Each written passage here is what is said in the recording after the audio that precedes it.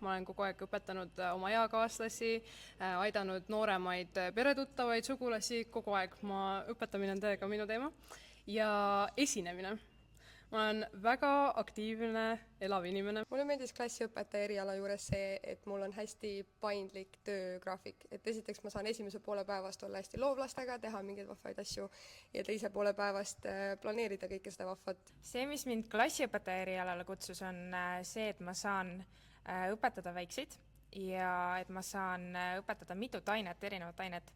Ehk siis ma saan oma töös olla hästi loov ja siduda erinevaid õppeaineid. Ma tunnengi, et nagu väikestega alustades, see ongi, sa saad neile nii palju pakkuda, sa oled nendega kogu aeg koos, mitte sa ei näe neid ühes tunnis, vaid sa näedki neid terve päev, sa saad nagu terve päev tegeleda nendega, sa saad neid aineid ühendada, sa saad selle teha nagu toredaks ja niimoodi, et neil on nagu reaalselt, nad tahavad tulla kooli ja teha seda ja nad saavad tugeva põhja. Klassiõpetajaks on hea tulla õppima sellepärast, et see on integreeritud õpe, mis tähendab seda, et bakalaureuse töö jääb sul vahele ja sa saad magistritööna lõpetada kogu oma haridusteekonna.